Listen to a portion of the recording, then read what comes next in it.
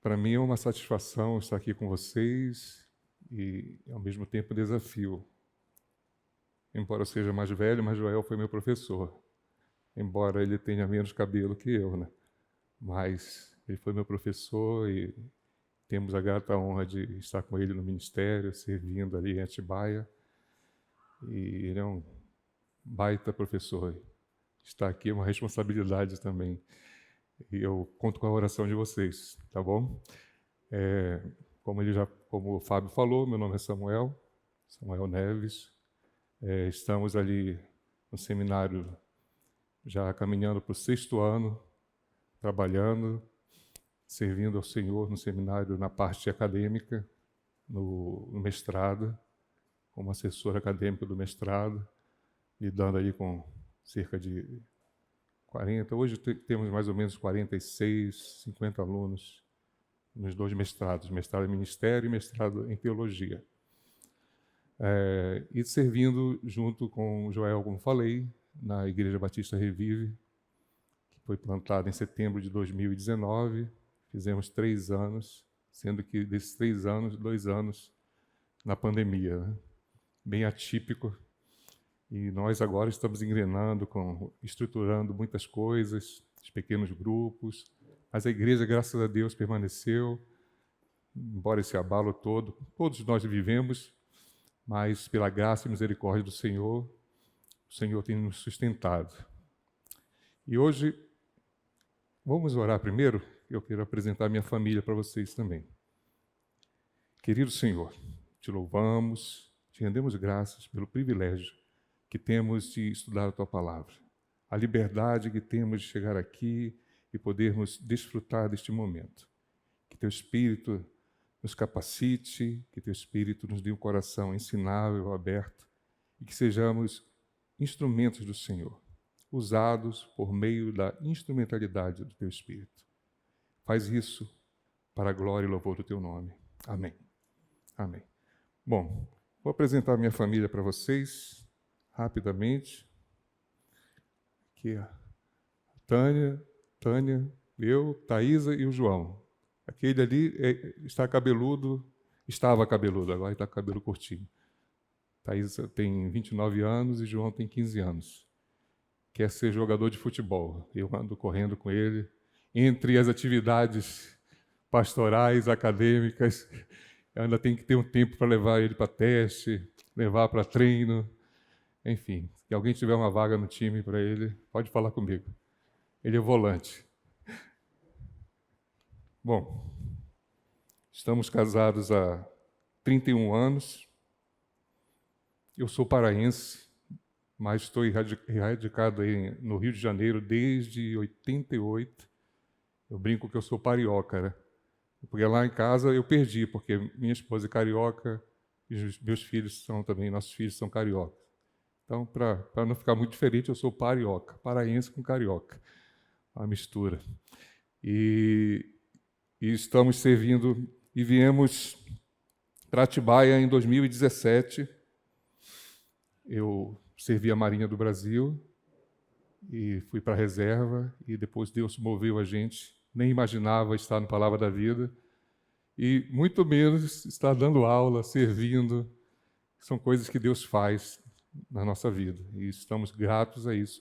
E por meio dessas oportunidades, Deus tem nos dado possibilidade de conhecer os irmãos e estar aqui compartilhando a Palavra de Deus. Isso é um privilégio, é uma honra para nós. Bom, vamos lá. Gálatas.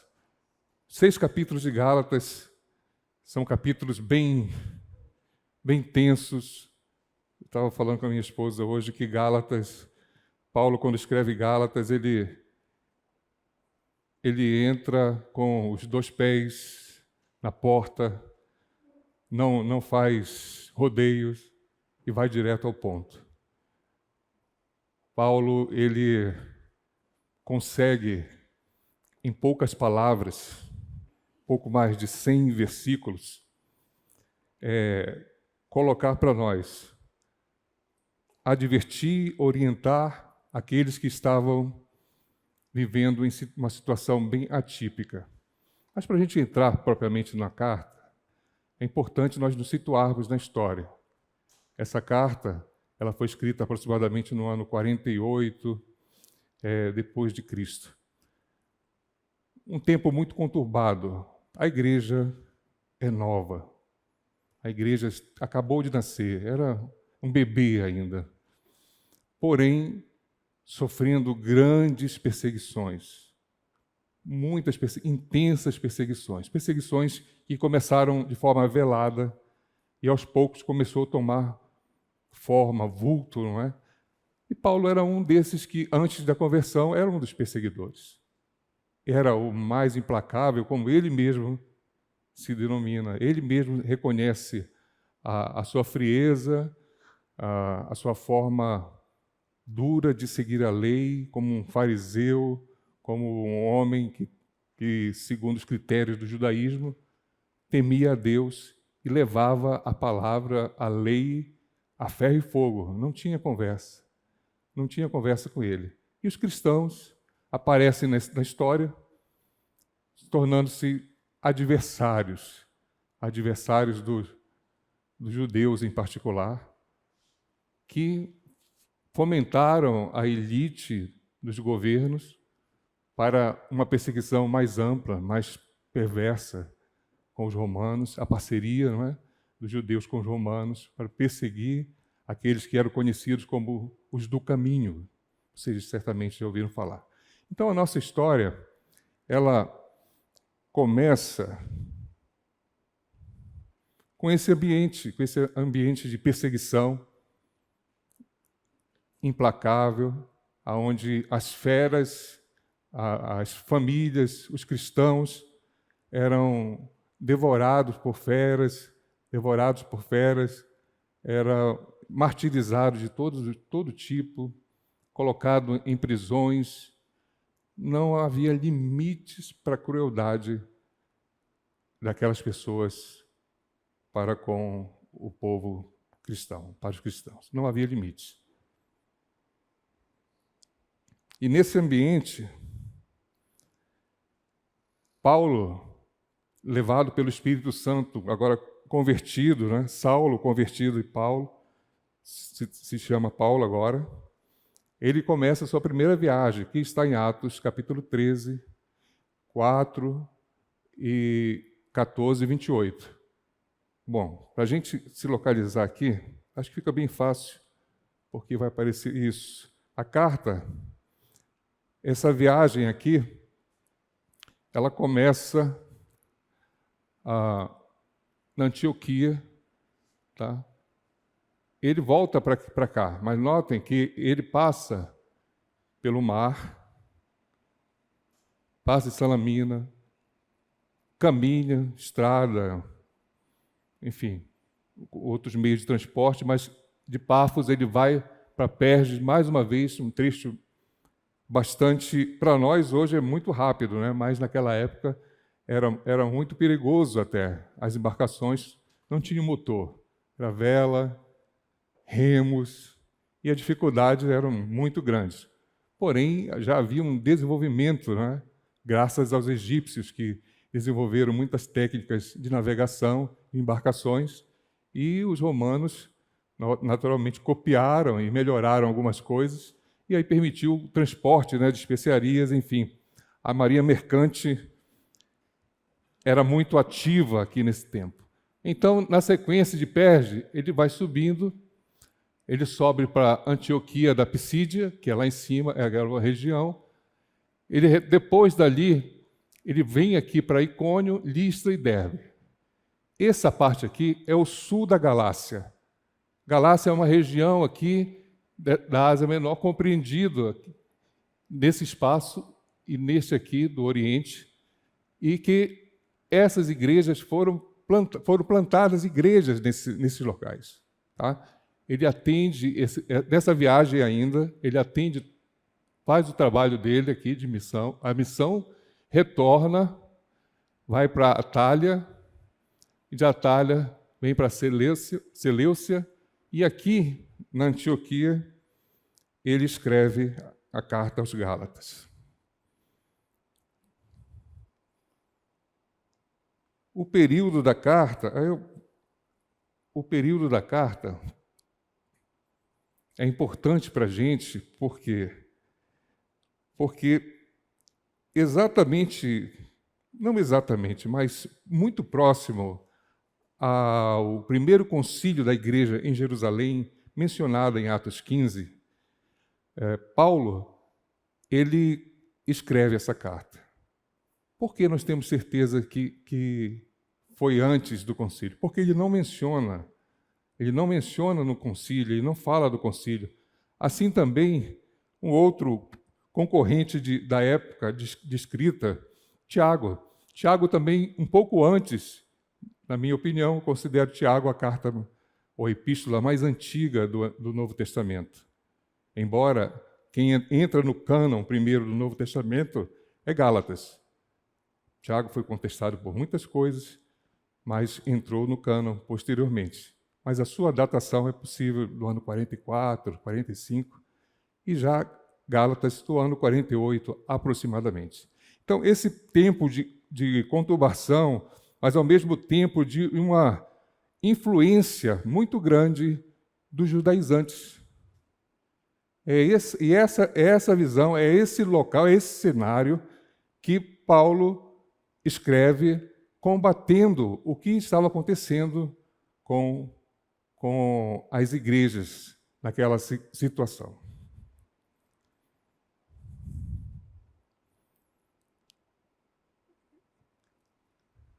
Deixa eu passar aqui para o outro, passar rapidinho. Já expliquei tudo para vocês, a gente ganhar um tempo.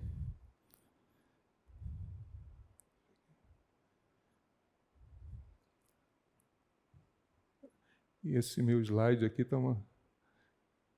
Aí, bom. Já dei a dica para vocês, ia perguntar quem é o autor, mas todo mundo sabe, né, que o apóstolo Paulo é o autor da carta. Importante para a gente, nesse breve panorama, nessa introdução, nós entendermos que o estilo da carta. A carta é como se fosse uma circular. A carta ela foi escrita para circular naquela igreja, nas igrejas ali na região, e com o propósito de alertar o povo. Ela também tem uma apresentação de uma coerência literária em contrastes temáticos. Por exemplo, ele usa aqueles temas do verdadeiro evangelho, falso evangelho. Ele fala também de fé e obras.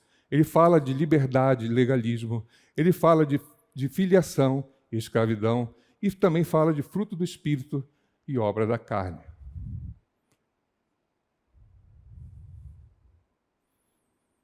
Dentro dessa retrospectiva histórica, nós vemos que não é uma carta exclusivamente dirigida a uma igreja especificamente, mas a várias igrejas, porque ele aponta para uma região. Tá? E nessa região, como mencionei, foram plantadas 4 igrejas, citadas em Atos 13 e 14. Antioquia da Pisídia, Icônio, Listra e Derbe. Todas plantadas na primeira viagem, como nós já vimos. O tema principal da carta é a liberdade em Cristo. Dentro da história da redenção ou história da salvação, essa carta, ela reafirma o senhorio de Jesus, logo nos primeiros versículos que nós vamos ver. Jesus como o único Salvador, fomos justificados por meio da obra de Jesus, a salvação é para os judeus e também para os gentios, de acordo com as promessas do Senhor feitas a Abraão em Gênesis capítulo 12 e 3. Deus fez uma promessa para um povo.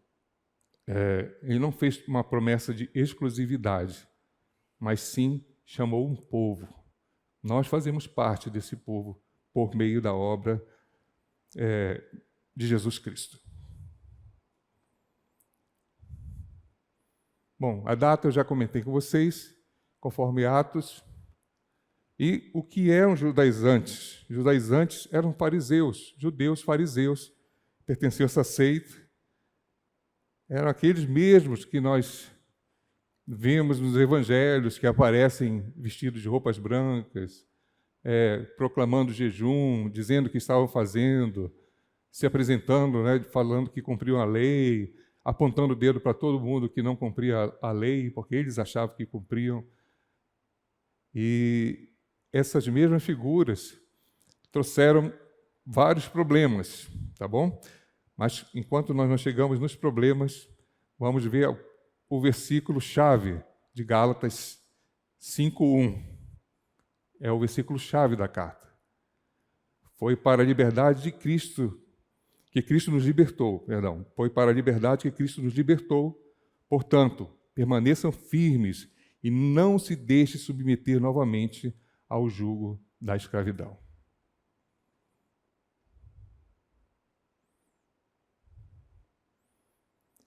Paulo coloca também, expõe que em Gálatas que o Evangelho é único e que promove e move a vida cristã. O Evangelho exposto, né? Esse Evangelho único, é um conteúdo que promove a vida. É único. Note que está em vermelho, é único. Por quê? Porque aparecem vários evangelhos ali diferentes. Começa a aparecer um evangelho diferente. Um evangelho que apresenta, exige ou agrega práticas dos judeus, né? Como estilo de alimentação, como roupas, como títulos também.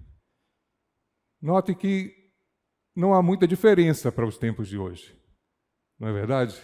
Hoje temos centenas de apóstolos, tem gente que toca chofar na igreja. Chofar é aquele chifre, né? Aquele chifre de... Já ia falar bode, não, é carneiro. Carneiro, né? Que tem um chifrão. Chofar, estola sacerdotal, quipá, minorá, aquele castiçal, né, com 7 velas, arca, fumacinha, tudo isso colocando, espiritualizando algo que teve um valor, teve sua importância, mas que foi abolida totalmente em Cristo. E é isso que Paulo está trazendo para o esclarecimento do povo. Vocês não podem agregar valores, coisas ao Evangelho de Cristo. Ele já fez o suficiente. O que ele já fez foi totalmente suficiente para a nossa salvação. Não há o que fazer para nos tornar melhores. Não há o que fazer para nos identificarmos de outra maneira, com vestes, seja o que for. A nossa vida, hoje em Cristo, pelo poder do Evangelho, foi ressignificada. E agora nós vivemos pelo amor. O amor não é um fruto de sentimento, mas o amor que flui, que se manifesta pela presença do Espírito Santo de Deus em nós. Porque agora o Espírito Santo de Deus habita em nós. Nós somos moradas do Senhor. Nós somos habitação do Senhor, como o próprio Paulo fala isso no capítulo 1 de Efésios também. Então, não há outro evangelho, apenas um, o único evangelho. É isso que ele está reafirmando aqui. O propósito da carta de Gálatas é o seguinte: uma carta que fala do Evangelho, do Deus Trino. O Evangelho é a vontade de Deus Pai que justifica o homem nos méritos da obra do Deus Filho e nos liberta para um viver cristão na instrumentalidade do Deus Espírito Santo. Uma carta que fala, veja só, do Evangelho do Deus Trino. O Evangelho é a vontade de Deus Pai que justifica o homem nos méritos da obra do Deus Filho e nos liberta para um viver cristão na instrumentalidade do Deus Espírito Santo. A mensagem da carta. A verdade do Evangelho da Graça estabelece os crentes na liberdade para viver em amor, pelo poder do Espírito Santo, ou do Espírito de Deus. Carlos Oswaldo Pinto, no seu livro Foco e Desenvolvimento. Então, o que nós percebemos nesse propósito e na mensagem. A evidência da importância do Evangelho. O Evangelho não é um estilo de vida, o Evangelho não é uma ideologia, e muito menos uma filosofia. O Evangelho é uma pessoa. O Evangelho é a própria pessoa de Jesus Cristo, vivendo em cada um de nós. E essa vida, e esse Evangelho, que é a vida do Senhor vivendo em nós, naturalmente produz em nós fruto, o fruto do Espírito. E é isso que Paulo está colocando para nós também, porque ele vai mencionar o que são as obras da carne e o fruto do Espírito. Mas sem a gente se adiantar aqui, a gente para um pouquinho e dá vontade de continuar, não é? Mas a gente retorna aqui para essa mensagem, tá? Que a verdade do Evangelho da graça estabelece os crentes na liberdade. Por que ele está falando de liberdade? O tema da carta. Porque a religiosidade, ela nos trava. A religiosidade nos torna vazios por dentro. A religiosidade, ela cria uma máscara. E nós apenas cumprimos tabelas. Hoje, o que eu fiz hoje? Hoje eu fiz o meu devocional, hoje eu orei, hoje eu fui na igreja, eu fui na nossa comunidade, fiz isso e aquilo. Hoje eu não menti, hoje eu não adulterei, eu não fiz isso ou aquilo. Como se a vida cristã se resumisse em regras. E Paulo está dizendo para o povo da Galácia que a vida cristã ela não está presa à religiosidade, à regra dos fariseus. Jesus já nos libertou. Já nos libertou para uma vida em abundância. Uma liberdade que nos faz desejar servir ao Senhor. Desejar amar ao Senhor. E nosso amor é comunicado a Deus por meio da nossa obediência. À medida que nós conhecemos o Senhor, caminhamos, nós somos cheios dessa graça, cheios desse poder do Evangelho, que nos faz mais parecidos com Ele e, consequentemente, nós o obedecemos, nós vivemos para a glória do Senhor. Mas é importante a gente, vou abrir um parêntese aqui, entender que nada disso é pessoal, é individual. Tudo isso é manifestação do poder de Deus em nós. Não é capacidade de individual de cada um, não é intelecto, não é os cursos. Não é isso. É o movimento do Senhor nos transformando de dentro para fora. E Paulo está colocando isso bem claro para nós. E é interessante uma coisa. O salmista Davi, no Salmo 51, versículo 12, ele diz o seguinte: Senhor, em sua oração, ele clama: Senhor, me devolve a alegria da minha salvação e torna-me disposto a te obedecer. O que é que a gente nota nesse texto? Salmo 51, versículo 12. Que o Senhor está operando em nós, de tal maneira que nada é nosso. Tudo é o mover de Deus em nós. Você já parou para pensar que no decorrer da história ou da sua própria vida, quem te alcançou foi o Senhor? Quem te convenceu foi o Senhor? Quem te elegeu antes da fundação do mundo foi o Senhor? Quem enviou o Filho foi o Senhor? Quem morreu por você e por mim na cruz foi o Senhor?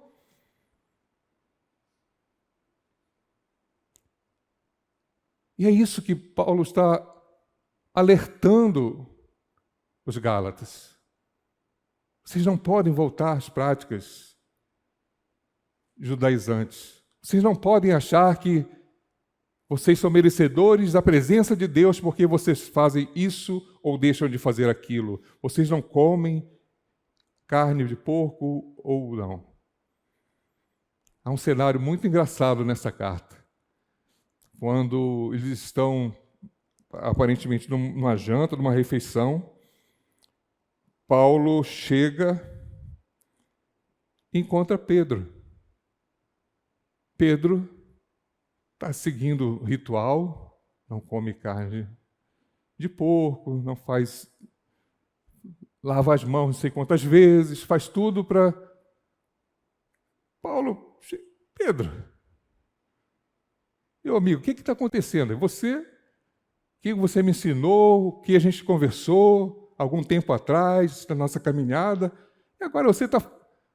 Cara, vem comer aqui um presunto aqui comigo, vamos comer um bacon com ovo de codorna, ou seja, o que for. Mas por que você está fazendo isso? Aí Pedro parece que fica meio desconcertado ali, meio constrangido. Caramba, tipo assim, eu estou tentando fazer aqui como se diz, uma manobra para aproximar deles. Mas, enfim, Pedro fica constrangido com aquela situação e Paulo cobra. Olha, nós estamos vivendo um momento de tensão onde os judaizantes estão influenciando os cristãos e você, que é um líder, você está fazendo a mesma coisa que eles. Ou seja, a gente precisa falar a mesma língua. Nós precisamos conversar. Vamos tomar um café juntos, vamos ali no Starbucks. Vamos bater um papo, porque o negócio está feio. Enfim, depois disso eles se alinham. É um momento que, na minha percepção, acho interessante. Foi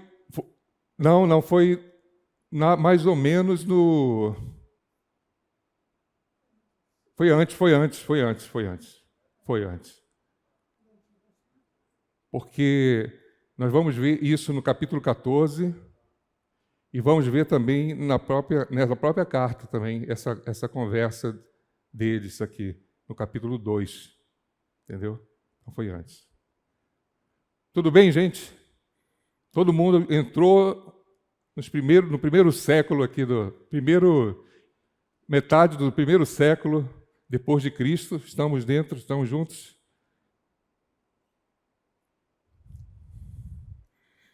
O ponto central.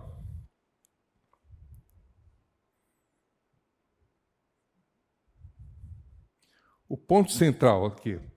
Combater os judaizantes que ensinavam que todo cristão precisava guardar a lei de Moisés e cumprir os rituais judaicos para a salvação. Esse é o ponto central, que é o ponto mais sensível da carta. Que significaria para eles que a obra da cruz não foi suficiente. Era preciso agregar as obras da lei. Nós somos seres criados por Deus para adorar. Quando Deus cria o homem, Ele cria o homem perfeito, o homem que adora ao Senhor livremente. Deus capacita o homem, Deus atribui funções ao homem, dá funções cria a mulher, dá funções para ela também, forma a família. E nesse ambiente, Deus vai capacitando o homem para desenvolver um relacionamento com o Senhor. Certo? Mas o pecado desfaz essa harmonia. O pecado traz consequências para o homem, nos separa de Deus e afeta a própria mente do ser humano. Agora, nós não temos condições naturais de agradar a Deus como Adão e Eva tinham. O pecado nos afetou de tal maneira que nós só podemos agradar ao Senhor por meio da pessoa de Jesus vivendo em nossas vidas. O pecado afetou de tal maneira a nossa natureza que não há condição, não há espaço nenhum em mim e você de fazer algo que nos torne merecedor. Mas a nossa natureza de adorador, ela não foi tirada. Porém, agora nós somos influenciados pelo mundo caído e que, de alguma maneira, a cultura nos influencia a pensar: eu preciso adorar, eu preciso fazer algo para agradar a Deus. Eu preciso fazer alguma coisa para chegar ao Criador. Eu preciso dar alguma coisa. Porque para nós, na nossa consciência anterior, hoje a nossa consciência, a nossa mente renovada, as nossas mentes são a mente de Cristo, é a mente de Cristo. Mas anteriormente, para a gente não fazia sentido algum um Deus que nos ama, faz um plano e manda o próprio Filho, Ele mesmo encarnado, e morre por nós. Não vou entrar no aspecto da Trindade, porque a Trindade a gente sabe que existe, mas é muito difícil explicar, não é? Mas nós sabemos que ela existe porque está na Palavra de Deus. Mas nossa dificuldade desse relacionamento, ela é uma realidade. É uma realidade que nós experimentávamos antes. Hoje nós temos a mente de Cristo e com a mente de Cristo somos capacitados pelo Senhor a entender um plano da salvação. E é aqui que a carta de Gálatas se conecta com a história da redenção. Ela faz parte da história da redenção porque ela aborda o aspecto do Filho de Deus, Salvador, Senhor de todas as coisas, que cria tudo para a glória dele. Ela aborda o ponto principal para nós. Somos justificados pelo Senhor. Quando nos convertemos, o Espírito de Deus nos convence e nos rendemos ao Senhor. Mas a obra da justificação, ela é única. Ela é única. Fomos justificados não por nossos méritos, mas pelos méritos de Cristo. Note que a justificação, ela está no Antigo Testamento também. Veja o que Deus fez com Abraão. Escolhe Abraão de um contexto totalmente idólatra, distante de Deus, e fala com ele. Abraão devia estar numa festa e diz: Abraão, sai daí. E Abraão, que era Abraão ainda, toma a decisão de seguir o Senhor. Sai que eu vou te mostrar uma terra. Qual é o seu nome? Gustavo. Gustavo, pega tuas coisas, sua esposa, e vai para o Tietê e espera um ônibus lá que eu vou te mostrar. O Gustavo ia. Vai lá para o aeroporto, espera um avião. O avião é melhor, né? Espera que Deus vai te mostrar, vai aparecer lá no painel da companhia. Gustavo, esse é o seu voo. Não vai acontecer. Naturalmente, na nossa consciência. E naturalmente nós... Não, isso não é verdade. Isso não pode uma coisa dessa. Eu não vou acreditar nisso. Eu não creio que vai acontecer algo dessa maneira. Mas vamos voltar aqui para Abraão. Ele estava numa festa, lá no Ur dos Caldeus, junto com a galera lá adorando Baal e companhia. Mas Deus fala com ele. Deus toca no coração dele e aquele homem decide ouvir a voz de Deus. E ali, Abraão é justificado. Lembra de Raabe, a prostituta? Ela não viu a voz de Deus diretamente, mas ela ouvia falar dos feitos do Senhor. Ela ouviu falar que do povo de Israel estava vindo, tinha um Deus que estava arrebentando, ninguém segurava aquele povo. E os próximos da fila eram eles que estavam naquela cidade. Ela ouviu falar, só por ouvir falar, tomou a decisão de guardar os espias que Josué mandou. corria o risco de ser morta. Porque, naturalmente, os seus parentes, porque ela contou para os parentes dela que ela ia fazer. Correu o risco de morrer. Mas ela não temeu, ela confiou em Deus. E por isso, Deus a justificou também. Olha a graça do Senhor se manifestando.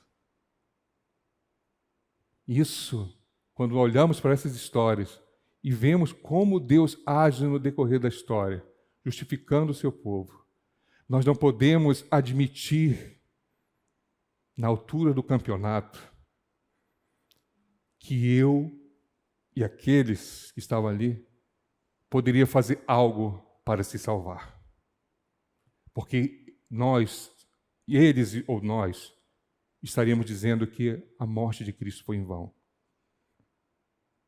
Não foi suficiente. Não deu.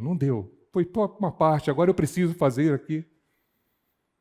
Mas hoje, com mente renovada, e é isso que nós estamos fazendo aqui, renovando a nossa mente, conforme Paulo escreve em Romanos, capítulo 12, não é?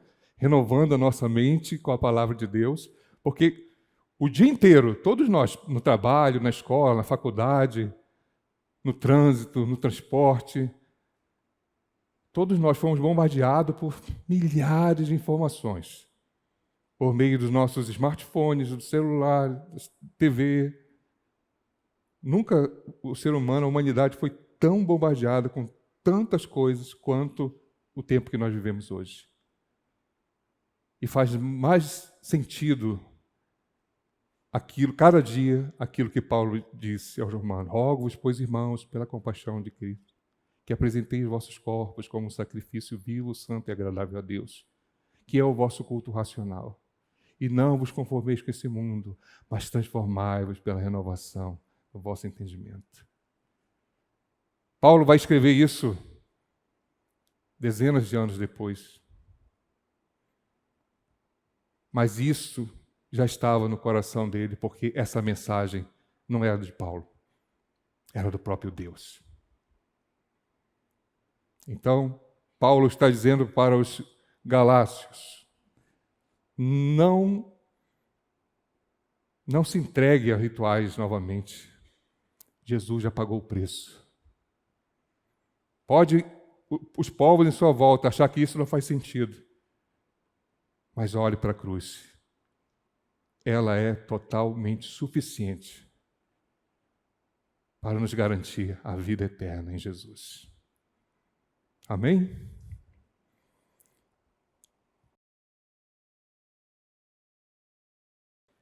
Agora que já vimos contexto histórico, contexto social, um pouco da história de Paulo, nós vamos ver um esboço muito sintetizado, muito simples da carta, né? A carta tem 6 capítulos e dividido aí por 3, né? Dá 2 capítulos por cada bloco. O Evangelho defendido, no capítulo 1 ao 2, o Evangelho explicado, no capítulo 3 ao 4, e o Evangelho aplicado. Certamente com o Joel vocês verão com mais profundidade cada parte desses capítulos.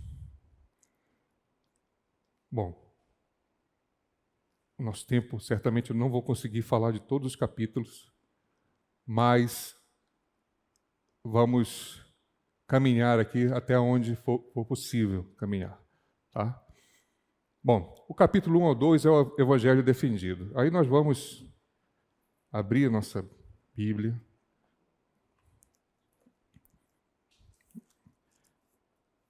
Na carta de Paulo, na Epístola. Vale mencionar que os cristãos sempre foram inovadores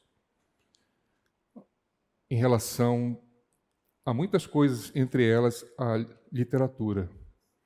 Esse modo epístola, só cristão que tem. Não existe na história esse modelo, esse formato de epístola.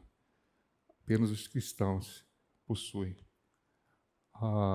o estilo, até mesmo o estilo apocalíptico de literatura, que já existia na época de João, mas só que o estilo apocalíptico de João é diferenciado do estilo apocalíptico dos gregos, de outros escritores. É diferente. Então, os cristãos sempre foram inovadores. O que eu quero dizer com isso? Que, da mesma maneira, o inimigo, Satanás, ele não é inovador. Ele é um torcedor, não de time, mas torce a palavra de Deus. Ele mente, ele inventa, ele pega as verdades e torce a palavra de Deus. Isso deve nos chamar a atenção.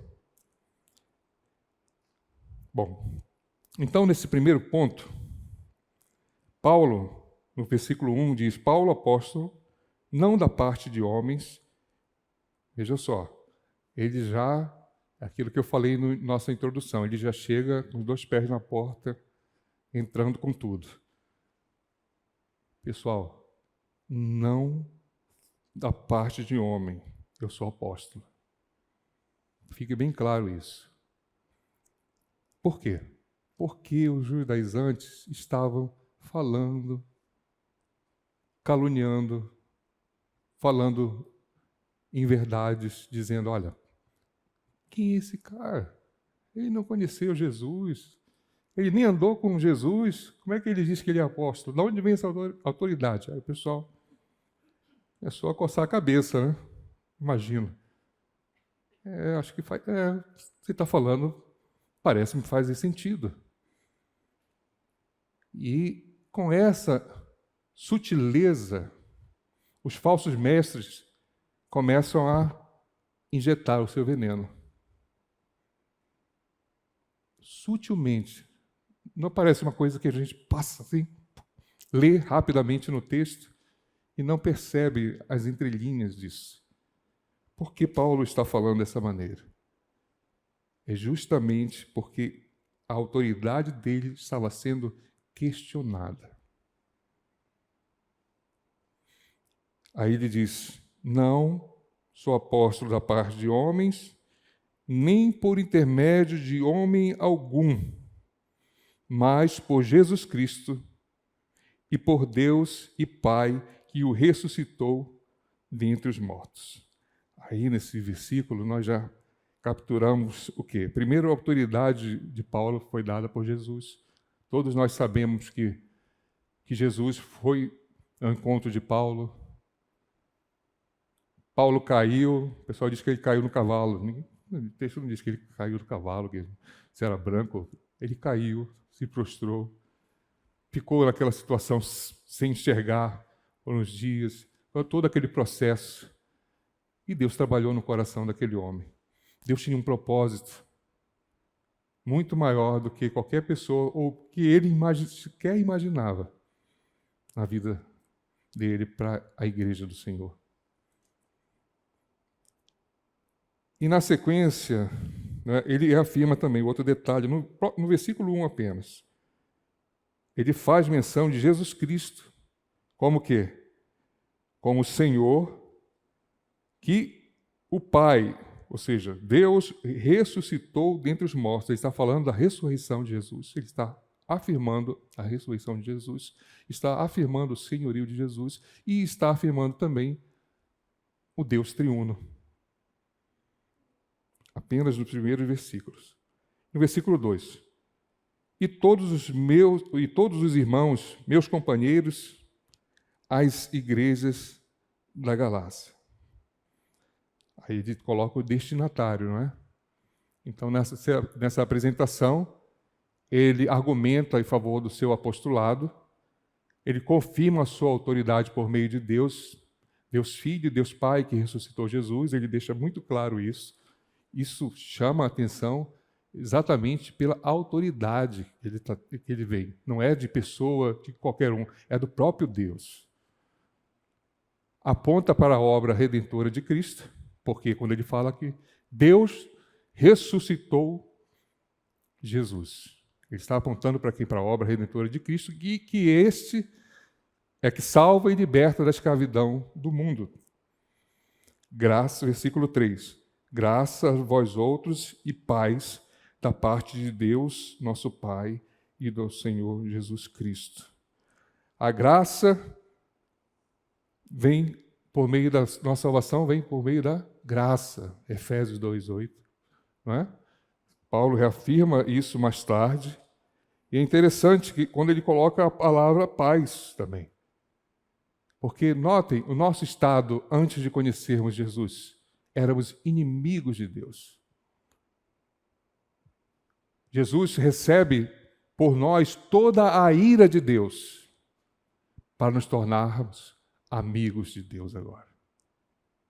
Então, nesse processo de paz agora, nós temos paz com Deus. Não é, esse paz não é o sentimento, não é?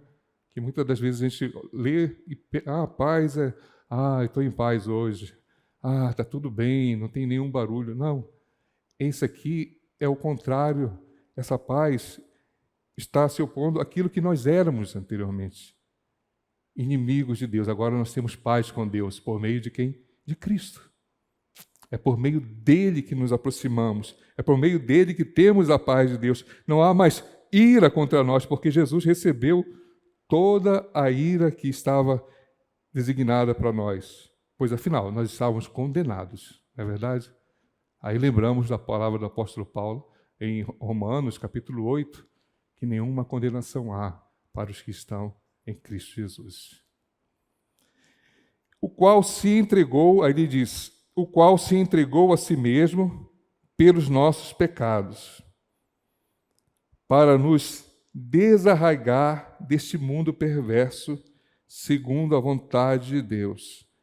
Ou seja, o Senhor, como desarraigar? Me parece uma expressão de que alguém foi tirado, né? Tirado até a raiz. Quando você tira uma planta, sai toda a raiz, não fica nada ali. Assim o Senhor fez conosco. Ele nos desarraigou, Ele nos tirou do mundo. Por nosso mérito, por nossa vontade? Não, mas pela vontade e méritos de Jesus. A quem seja a glória pelos séculos dos séculos. Amém. Então, nesses primeiros versículos, ele se apresenta, ele diz para quem é a carta, ele fala quem é a graça, quem nos dá a paz, quem se entregou, quem ressuscitou e qual o propósito. E nos tirar do mundo, nos dá a liberdade. Em apenas 5 versículos, Paulo dá uma resposta à altura aos judaizantes. Seus fofoqueiros. Eu não me autodenominei apóstolo. Foi o próprio Senhor que me instituiu apóstolo. Eu não fui na esquina e peguei um título. Foi o próprio Senhor que fez. E quando ele fala no versículo 5, a quem seja a glória pelos séculos dos séculos, ele está se referindo à história de Deus.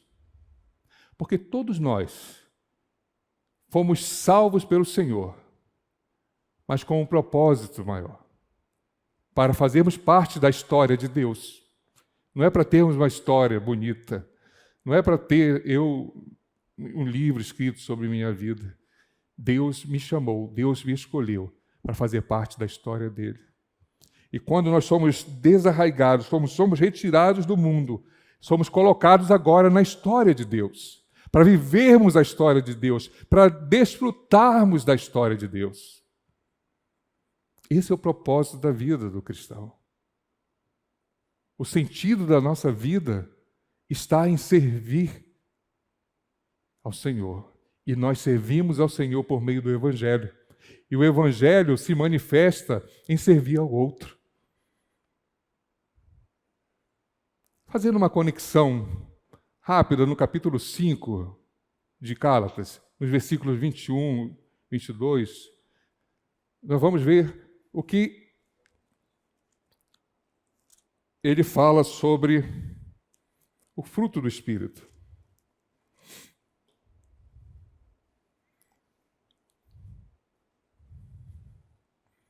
Ele fala primeiro, no versículo 20, né? Perdão.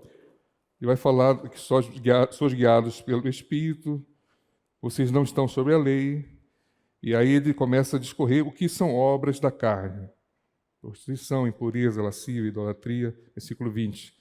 Idolatria, feitiçarias, inimizades, porfias, ciúmes, iras, discórdias, dissensões, facções, invejas, bebedices, glutonarias e coisas semelhantes a estas, a respeito das quais eu vos declaro, como já outrora vos preveni, que não herdarão o reino de Deus os que tais coisas praticam.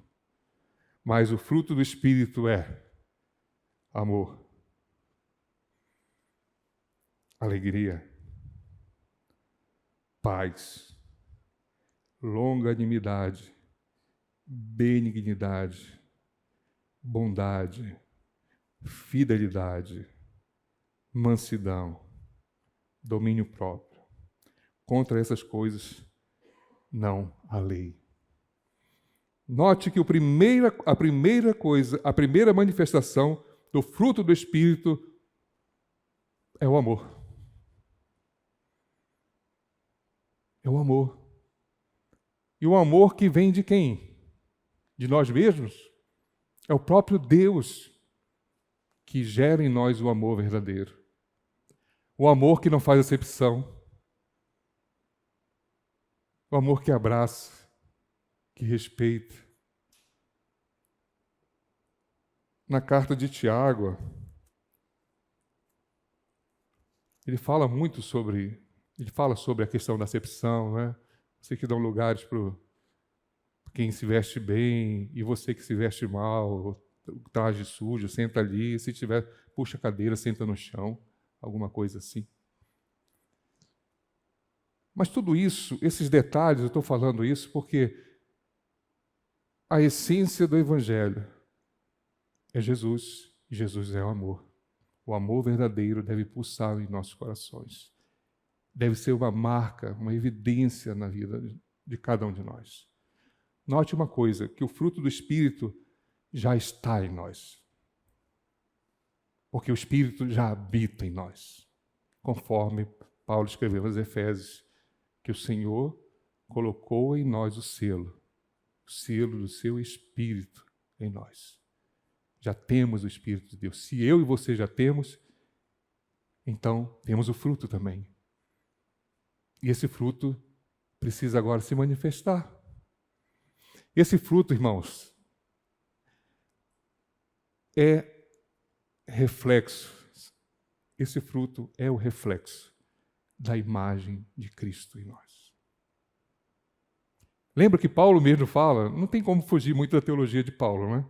A gente joga para cá e para lá, mas cai, vai para cá, joga para a direita, esquerda, e sempre nós vamos entrar na teologia paulina. Lembre que quando ele fala que nós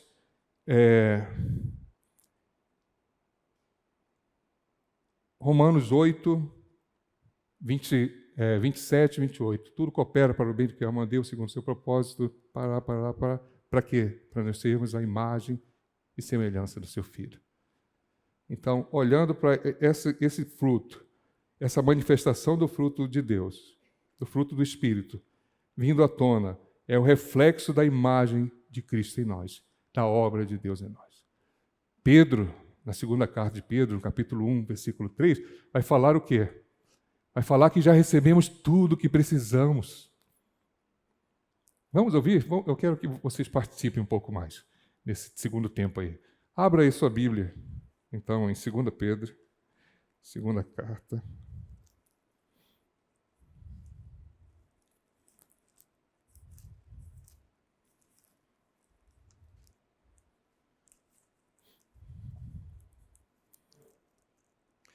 Capítulo 1, versículo 3. Quem achou e quiser ler, bem forte e alto, por favor. Um de cada vez. Seu divino poder nos deu tudo de que necessitamos para a vida e para a cuidar. Por meio do pleno conhecimento daquilo que nos chamou para a sua própria glória e virtude. Isso. Versículo 4.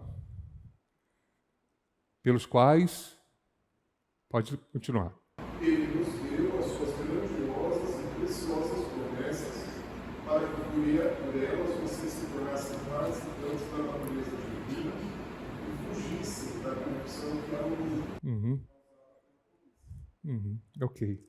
Então, note que Pedro está dizendo que, pelo seu divino poder, nos tem sido doada todas as coisas que conduzem à vida e à piedade. Tudo está em você, está em mim. Isso é maravilhoso. Eu não preciso pagar. Eu preciso aprender a desfrutar. O Senhor tem nos chamado a experimentar, a viver, mais do que experimentar, a viver o Evangelho. Não de nossas palavras, mas com a demonstração por meio de nossas atitudes. Mas notem, não é algo mecânico, não é algo forçado. É algo que flui em nós. Mas nós temos problema. Eu estou falando, certamente, talvez a maioria de vocês ou todos saibam o que eu estou falando. Mas nós temos problema. Mais uma vez, volto à questão da nossa mente. Nós esquecemos. E frequentemente nos deparamos com nossa incredulidade. Ou é só eu que me sinto muitas das vezes incrédulo? Todos nós. Basta você fazer uma leitura rápida nos Salmos, você vai ver os salmistas sempre lidando com as questões da incredulidade. Basta você olhar para a história de Israel e ver a questão da incredulidade. Vejam os discípulos. E viram, mas também tiveram que viver, experimentar a incredulidade também. Nós não somos diferentes. Entendo que o Senhor traz à tona essas verdades para nos fazer lembrar do seu caráter, dos seus atributos, de quem Ele é e quem nós somos, para que a glória de Deus se manifeste por meio de nós. Era isso que Paulo estava escrevendo aos Gálatas. Não são os rituais. Não é você vir à igreja todos os domingos, na sua comunidade vir todos os domingos. Não. A vida com Deus é de domingo a domingo. Não é apenas o domingo ou o final de semana. A vida com Deus começa a partir da nossa casa. Os reflexos da vida, da manifestação do Espírito de Deus em nós, começa no nosso lar. Você que é filho e mora com seus pais, pergunte para ele: pai, você tem visto a glória de Deus por meio da minha vida? Marido, esposa? Pergunte agora não, deixa eu chegar em casa. É melhor, né? Mais seguro. Pergunte para ele, para ela. Você tem visto a glória de Deus, a manifestação do fruto do Espírito por meio da minha vida? Pode falar. Tá. Fala.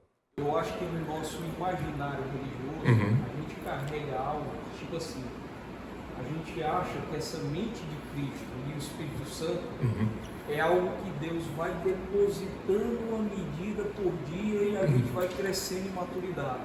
Só que na verdade é o contrário.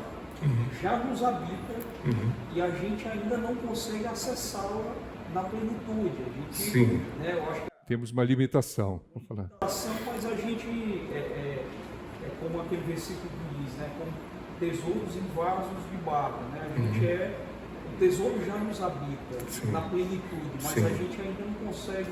Nós somos limitados pela nossa natureza caída e pelo mundo que nós vivemos. Deus, só vamos desfrutar disso tudo, de fato, quando estivermos na eternidade, ou melhor, vivermos outra fase da eternidade, porque a eternidade nós já vivemos. Mas a religiosidade faz a gente pensar que é algo que Deus vai depositando diariamente e você vai crescendo diariamente. E não é. Na verdade, Isso, não, nós já temos tudo, habita toda a plenitude do Espírito de Deus em nós, já habita o fruto do Espírito de Deus em nós.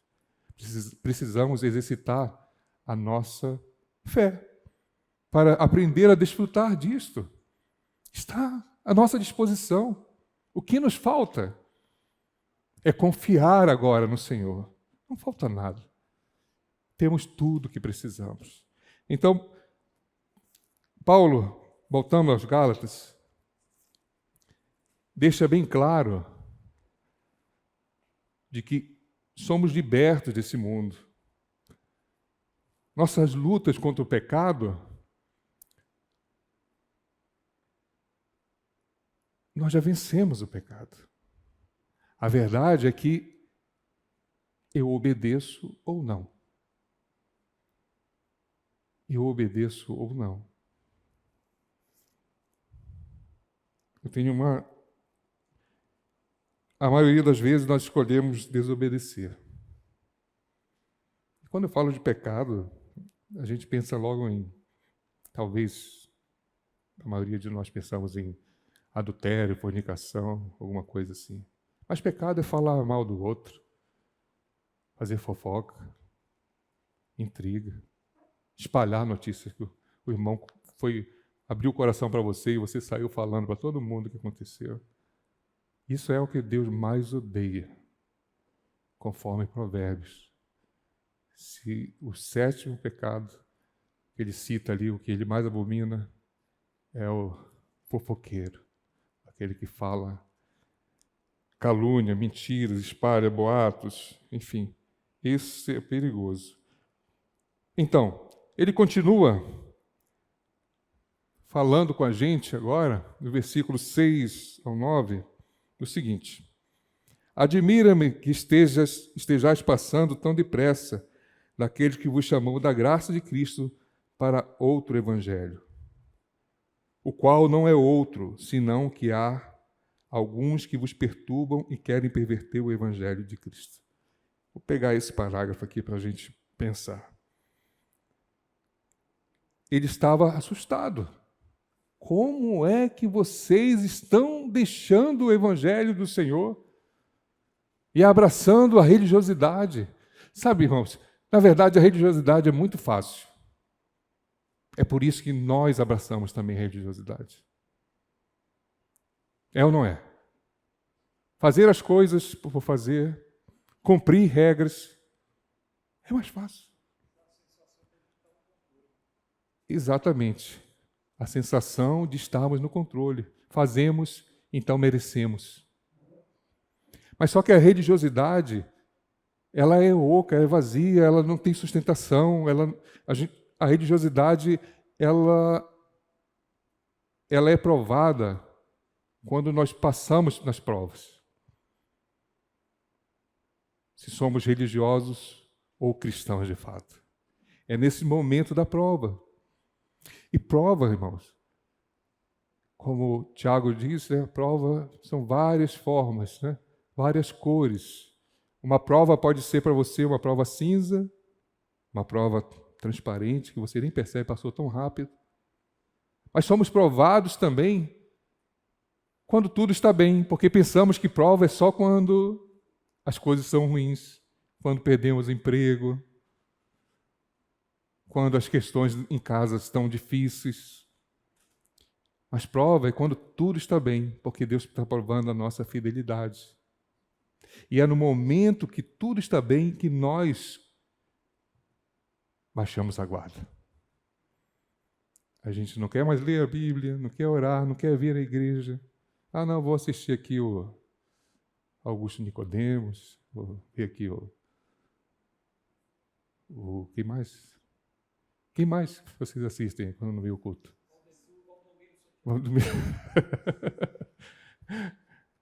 Nós procuramos alguma coisa para agradar, como se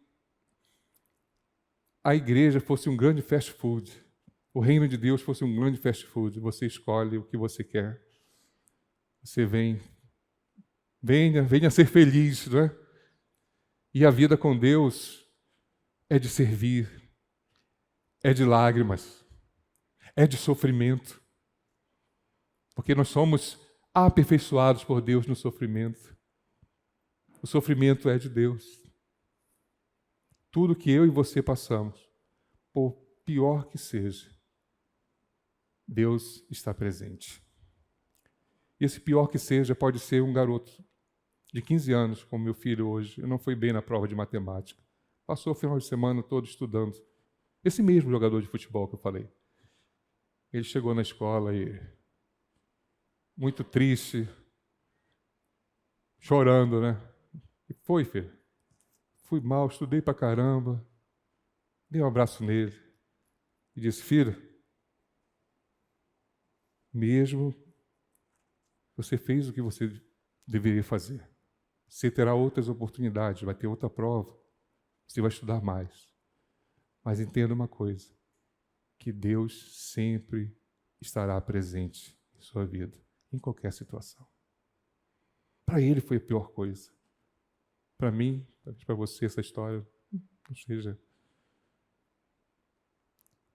Eu não posso medir a tua prova, aquilo teu sofrimento, por aquilo que você me diz, porque pode parecer para mim, mas você está sofrendo. E nós, como corpo de Cristo, devemos sofrer uns com os outros também, orar uns com os outros, participar uns com os outros, investir, orando, cuidando um do outro. Isso é viver o Evangelho, isso é viver o amor de Deus em nós. Então, ele continua fazendo essa orientação e advertência. É interessante que vocês estão virando a casaca. Vocês estão virando a casaca assim, estão convencendo vocês. Tão fácil. Apresentando outro evangelho. É interessante a palavra outro aqui, porque ele faz um trocadilho. Na graça de Cristo para outro evangelho, o qual não é outro. Para nós, outro é outro. Mas na língua, no original, o outro não é outro. Como assim? Porque existe uma palavra diferente. Aqui, o primeiro outro é o halos, que é da mesma substância. O outro da mesma substância. E quando ele menciona não é o outro, ele está falando do héteros, que é de substâncias diferentes.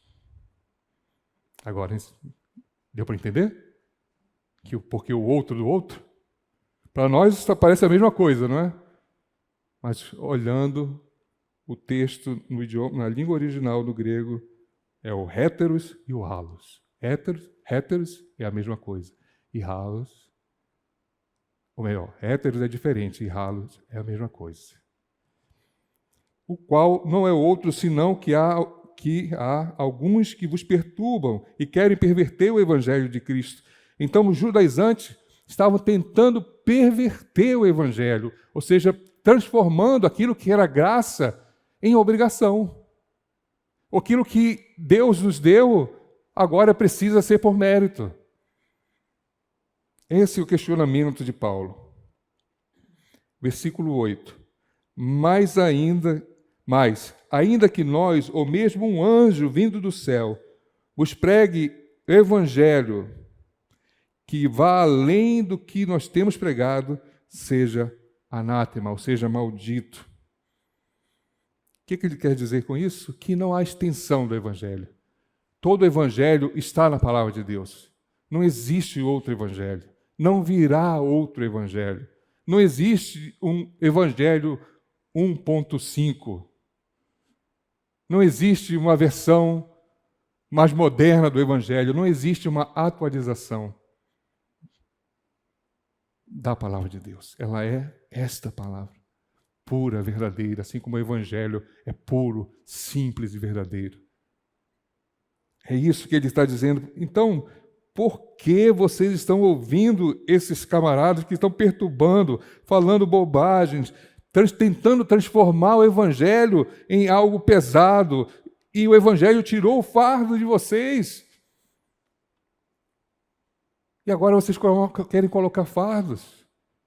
Porque volta aquele ponto que comentei, que nossa natureza não admite. A gente quer pagar alguma coisa. Não é possível. Como? Eu sou salvo assim? Deus me escolheu. É isso. Amém. Aleluia. É isso. Eu preciso crer para ser salvo. Então eu criei, estou salvo e agora eu vou viver do jeito que eu quero. Não. Porque quando eu creio e a salvação de fato aconteceu na minha vida, é uma realidade, não foi uma emoção, não foi uma decisão emocional, mas foi uma atitude de fé genuína, uma fé dinâmica. Essa fé dinâmica é uma fé transformadora. Não há como eu querer viver da mesma forma, porque agora eu tenho outro Senhor. A minha mente foi cativa. Agora eu sou escravo de Cristo. Eu não sirvo mais a mim mesmo. Eu não sirvo aos meus próprios desejos. Eu vivo pela fé no Filho de Deus. Mais tarde, Paulo vai falar isso também, a respeito de que ele não vive mais. Aquele versículo que todo mundo conhece. Porque não mais vivo eu, mas Cristo vive em mim. Não é? É muito, muito bom. Me dá vontade de falar muita coisa, mas estou me segurando aqui, gente. 21 horas, está na hora de a gente terminar. Então, a orientação e a advertência inicial com cuidado com a apostasia, que nós vamos ver em 2 Coríntios também, capítulo 11, versículo 4. Alguns que estão perturbando, esses alguns estavam lá e continua a gente perturbando. Não os judaizantes, mas outras formas de perturbação chegam no seio da igreja. Modas, modismos. E a gente precisa ter muito cuidado com isso. Só mesmo o filtro da palavra de Deus para nos guardar a nossa mente da influência, das más influências. A afirmação de um único evangelho é maldito todo aquele que anuncia o falso evangelho. 1 Coríntios 16, 22. Então, gente, versículo 9. Assim como já dissemos e agora repito, se alguém vos prega evangelho que vá além daquele que recebeste, seja maldito. Então, essa foi o panorama que nós fizemos da carta. E fizemos uma introdução e um pouco no capítulo 1. O restante vai ser com o Joel, que vocês vão ver. Mas leiam. Quem não leu, leiam. E tragam bastante perguntas. É o Joel que vai responder. Tá bom? Eu queria perguntar, aliás, eu queria saber se vocês têm alguma dúvida daquilo que nós falamos até aqui. Não? Então, olha, ou eu sou o pior dos professores, ou vocês são gênios. Tá bom? Eu prefiro ficar com vocês, com a genialidade de vocês. Tá bom? Deus abençoe. Fábio, você quer falar alguma coisa? Vamos orar. Eu vou orar e vou passar para o Fábio. Tá bom? Vamos orar? Curve sua cabeça. Senhor, obrigado. Obrigado pela oportunidade que o Senhor nos concede de podermos estar desfrutando desse momento, onde podemos ouvir a Tua palavra e cada vez mais sermos impactados por esse poder maravilhoso do Evangelho. Obrigado, Senhor. Obrigado por nos escolher. Obrigado por nos fazer parte da Tua história. Obrigado pela vida de Jesus, o verdadeiro Evangelho viver em nós. Obrigado por toda a capacidade que já habita em nós. Que cada dia nós possamos aprender a desfrutar dessa realidade em Cristo Jesus. Amém.